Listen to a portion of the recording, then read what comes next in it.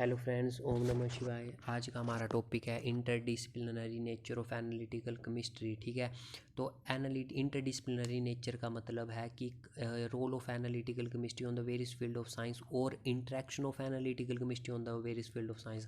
बात एक ही है, ठीक है, कि कहाँ कहाँ पे एनालिटिकल केमिस्ट्री का यूज़ होता है, साइंस की किन किन फील्ड्स पे एनालिटिकल केमिस्ट्री का यूज़ किया जाता है। ठीक है, उसका ही मतलब है interdisciplinary nature of analytical chemistry. Now second point मैंने लिखा है कि analytical chemistry will act as a central science.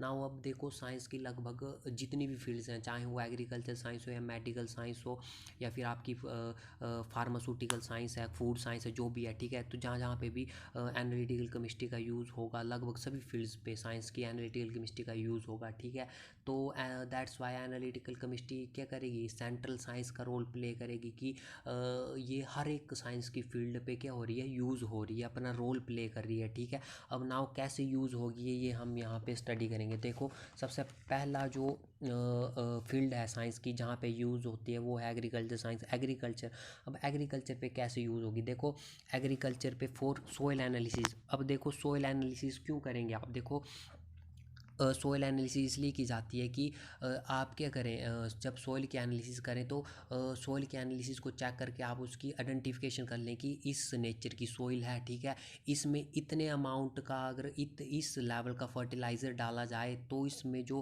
आप प्रोडक्शन करेंगे, मान लो गेहूं की प्रोडक्शन करेंगे या चावल की प्रोडक्शन करेंगे तो काफ़ी अच्छी प्रोडक्शन होगी। Mean amount of nitrogen, phosphorus and potassium content of A fertiliser को आइडेंटिफाई करने के लिए कि इतने अमाउंट का अगर नाइट्रोजन, फॉस्फोरस और पोटाशियम का कंटेंट अगर किसी फर्टिलाइज़र पे होगा और वो सोइल पे डाला जाएगा, ठीक है, जो खाद या उर्वरक जो सोइल में डाला जाता है, ठीक है, ताकि क्या हो, सोइल की उत्पादन क्षमता बढ़े। ठीक है, ताकि उसमें अच्छी प्रोडक्शन हो। ठीक है, तो वहाँ पे किसका यूज़ किया जाएगा, एनालिटिकल केमिस्ट्री का।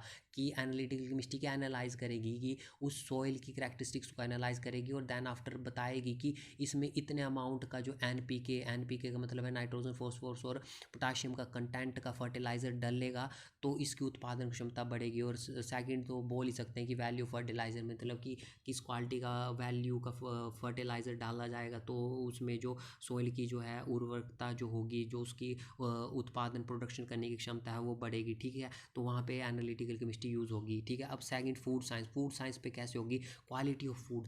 देखो, जो आप फूड कंज्यूम कर रहे हैं उसकी क्वालिटी क्या है उसको चेक करने के लिए एनालिटिकल केमिस्ट्री, उसको एनालाइज करने के लिए एनालिटिकल केमिस्ट्री का यूज़ होता है। अब कैसे होता है एनालिटिकल केमिस्ट्री का यूज़, देखो आप ने जैसे फूड परचेज़ किया मार्केट से, आपने कोई भी फूड की रिलेटेड आइटम मार्केट से परचेज़ की, मान लो आपने कुरकुरे परचेज़ किए मार्केट से। ठीक है, तो उसके रैपर पे आपको क्या लिखा हुआ मिलेगा, उसके रैपर में उसके एक तो इंग्रेडिएंट्स होंगे और साथ में ये भी होंगे कि इसमें ये कार्बोहाइड्रेट इतने परसेंट अमाउंट में प्रेजेंट है, फैट इसमें 30% में प्रेजेंट है। ठीक है, इसमें ये विटामिन, प्रोटीन जो भी है, ठीक है, ये इतने इतने परसेंट में प्रेजेंट है। तो वहाँ पे भी कौन सी यूज़ हुई, एनालिटिकल केमिस्ट्री यूज़ हुई वहाँ पे। ठीक है, वहाँ पे आपने फूड के सैंपल को एनालाइज किया कि ये फूड के सैंपल में इस कंपोजिशन पे कार्बोहाइड्रेट प्रेजेंट हैं, फैट प्रेजेंट है, इतनी विटामिन प्रेजेंट है। ठीक है, तो आपने एक टाइप से उसकी क्या चेक कर ली, क्वालिटी चेक कर ली कि क्या क्वालिटी है उस फूड की। ठीक है, सेकंड आपने फूड की क्या होती है, कैलोरी वैल्यू होती है। ठीक है, कैलोरी वैल्यू ऑफ फूड को चेक करने के लिए एनालिटिकल केमिस्ट्री का यूज़ होगा फूड साइंस पे। ठीक है, थर्ड क्या है, एनालिसिस ऑफ कार्बोहाइड्रेट। ये मैं बता चुका हूँ, carbohydrate, minerals, protein etcetera present in food sample की क्या उसमें कार्बोहाइड्रेट प्रेजेंट है, कितना परसेंट जो है मिनरल प्रेजेंट है, कितने परसेंट प्रोटीन प्रेजेंट है, वो चेक करने के लिए।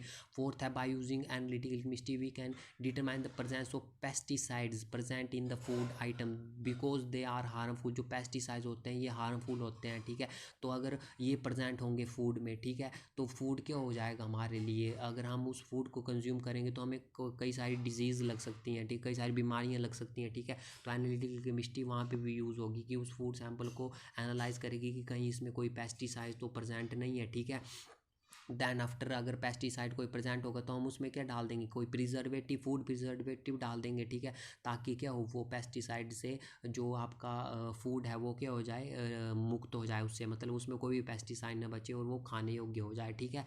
नाउ अब जो थर्ड आपकी ब्रांच है जहाँ पे एनालिटिकल केमिस्ट्री यूज़ होती है वो है फार्मास्यूटिकल इंडस्ट्री। अब फार्मास्यूटिकल इंडस्ट्री पे ये कैसे यूज़ होगी, देखो, for checking the quality of synthetic drugs, जो आपके वेरियस ड्रग्स बनते हैं फार्मास्यूटिकल इंडस्ट्री में, तो उसकी क्वालिटी को चेक करने के लिए कि किस क्वालिटी का वो ड्रग है, ठीक है, मतलब उसको एनालाइज करने के लिए, जहाँ पे भी एनालिसिस का वर्ड, एनालिसिस टर्म यूज़ होगी वहाँ पे एनालिटिकल केमिस्ट्री यूज़ होगी, ठीक है, क्योंकि analytical chemistry is nothing but analysis of sample. Sample कुछ भी हो सकता है, आपका फूड का सैंपल हो सकता है, सॉइल का सैंपल हो सकता है, ठीक है, डाई का सैंपल हो सकता है, ड्रग का सैंपल हो सकता है, ठीक है।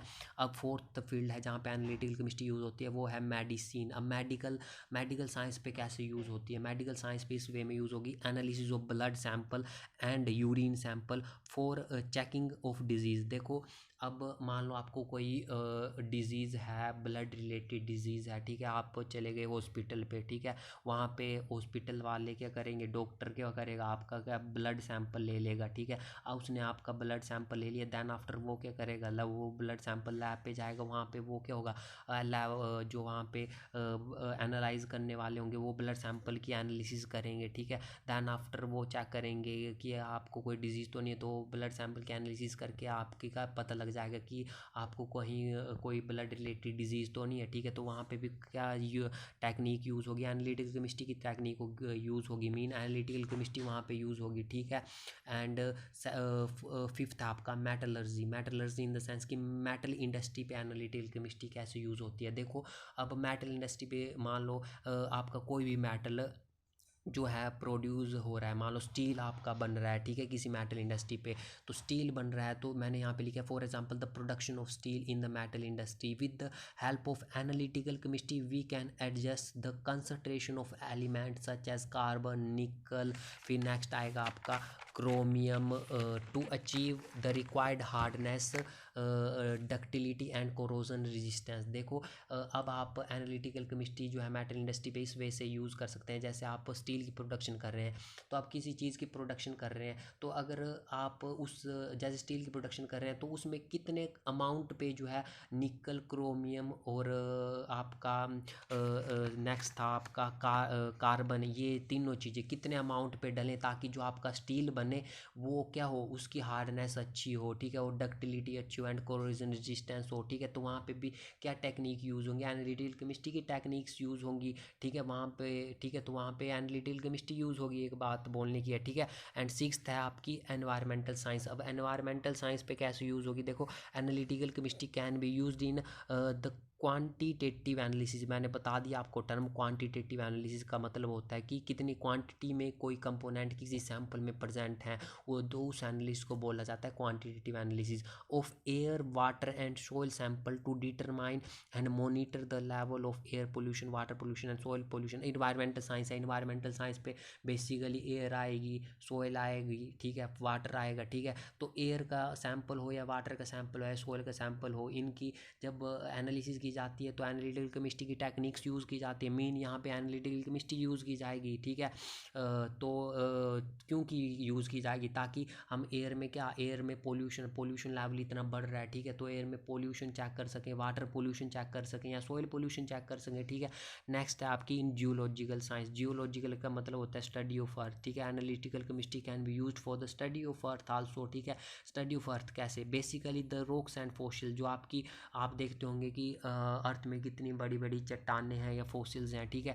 तो आप क्या एनालिटिकल केमिस्ट्री की हेल्प से आप क्या कर सकते हैं, उनकी एजेस फाइंड आउट कर सकते हैं कि कितने साल पुरानी आपकी कोई चट्टान है, ठीक है, या कितने साल पुराना आपका कोई फॉसिल है, ठीक है। तो जो प्लांटोलॉजी ये लिखा है प्लांटोलॉजी का मतलब होता है स्टडी ऑफ फॉसिल, ठीक है। तो basically the rock and fossil study about their ages, hence use of palaeontology, ठीक है। तो एनालिटिकल केमिस्ट्री कहाँ पे यूज़ होती है, एंड जियोलॉजिकल साइंस पे भी यूज़ होती है। साथ साथ में एनालिटिकल केमिस्ट्री जो है आपकी मटेरियल साइंस पे भी यूज़ होगी, आर्कियोलॉजी और एंथ्रोपोलॉजी में भी यूज़ होगी, एंड फोरेंसिक सैंपल में भी यूज़ होगी। ये तो आप जानती होंगे फोरेंसिक सैंपल पे जहाँ पे भी अगर कोई क्राइम होता है, ठीक है, तो वहाँ क्राइम से क्या होता है, जो इन्वेस्टिगेशन टीम होती है वहाँ से वो सैंपल कलेक्ट करती है, दैन आफ्टर फोरेंसिक लैब में सैंपल जाता है, दैन आफ्टर फोरेंसिक लैब वाले सैंपल के एनालिसिस करते हैं, एंड दैन आफ्टर वो जो है अपने जो एनालिसिस करके जो भी रिज़ल्ट आते हैं वो इन्वेस्टिगेशन टीम को बताते हैं, ताकि जो क्रिमिनल है जिसने क्राइम अटैम्प्ट किया है उसका पता लगाया जा सके, ठीक है। तो ये था interdisciplinary nature of analytical chemistry.